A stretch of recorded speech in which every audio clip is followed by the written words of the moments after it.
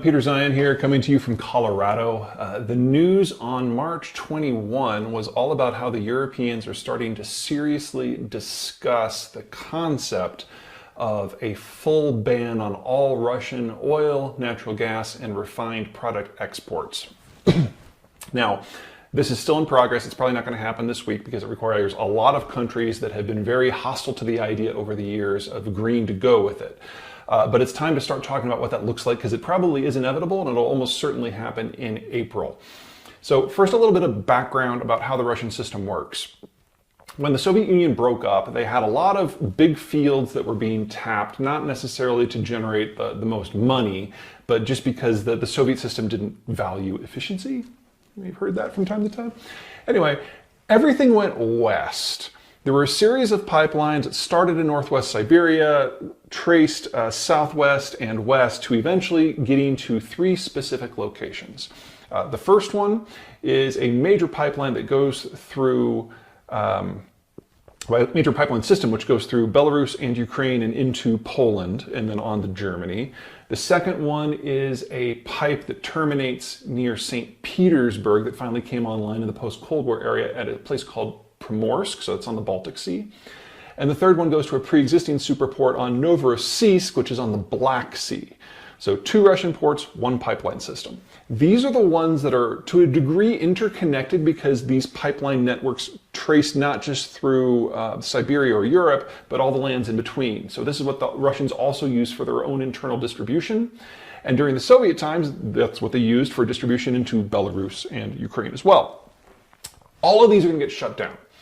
The pipes going to Poland and Germany, probably the first ones to go down because they're either going to be damaged in the war or Ukrainian partisans are going to target a source of income. So that's going to go away. Novorossiysk on the Black Sea is a shallow water port.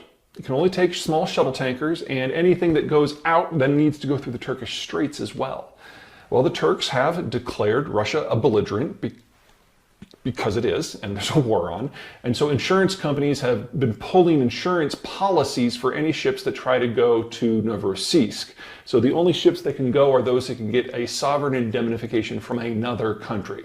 So there are signs that the Chinese are trying to send a fleet of small tankers into this port in order to load them up, and then once they get through the Turkish Straits at sea, offload them from the small tankers to a super tanker that can then make the transcontinental trip to China. Up north on the Baltic Sea at Primorsk, there's not an insurance issue there, it's a captain's issue. Captains are refusing to dock at a Russian port, and then there are dock workers in Europe that are refusing to unload the cargo. So again, the Chinese are looking at potentially going there as well. Now, all of this is getting shut down because the Europeans, once they do a full sanctions package, obviously the pipes they can shut off themselves, but the EU working with NATO can shut down both the Danish Straits and the Turkish Straits, and that blocks it all. Nothing can get in or out. The Turks may still be getting a little bit of oil from the Russian on the side. That might be the price of getting this deal in, but it is coming, and that is 4 to 5 million barrels a day that'll fall offline. Now, some people say, why don't you just send it to China? I mean, the Chinese, they're not price sensitive. They'll do anything. Well, there's an infrastructure issue. First of all, what the Chinese are trying now is to load up at Primorsk and Novorossiysk, and then within sight of NATO ports, transfer this cargo from a small ship to a large ship, and just to assume that no one's going to do anything about it. It's one of the dumber things that I've heard, but apparently the Chinese are going to try it. Because right now, Russian Urals blend is trading at a $30 discount to other global trades. So they're thinking that it's worth the risk. And if they do get slapped down, it's no big loss. The real problem is that those fields in northwest Siberia, all the pipeline, all the infrastructure goes to the west. The fields that supply the Asian routes are not connected. So you've got a couple big ones. There's some in the Irkutsk area, which supplies a pipeline that's known as ESPO, which terminates near Vladivostok on the Pacific. And there's a little spur line that goes down from that into Daqing in northern China proper. And then you've got a Sakhalin project, which is this far eastern island north of Japan. It used to be Japanese territory before World War II, where there's a couple of projects that send natural gas by pipe or by LNG to the wider world. Now, the problem that the Chinese and everyone are going to have with these projects is that the Russians can't operate any of them themselves. These are all post-Cold War developments. Companies like Shell and Exxon run the Sakhalin projects, and services firms like Schlumberger and Halliburton are the only ones who can do the operations onshore that supply the ESPO line.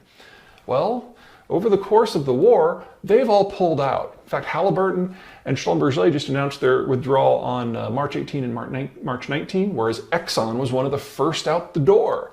So the Russians can't keep this stuff going.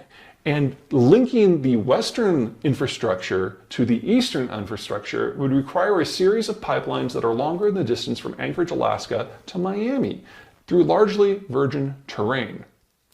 That's a 10-year project. That's a $50 billion project, minimum, assuming nothing else goes wrong.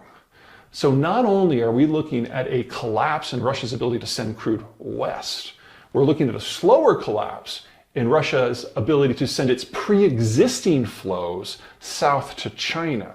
That's going to weaken over time. And don't think that the Chinese can come in and take care of this for the Russians, because the Chinese are even worse at oil tech than the Russians are. So the outcome of this war so far is condemning the Chinese to get less product out of Russia as opposed to more product. Fun times. Okay, that's it from me today. Until next time.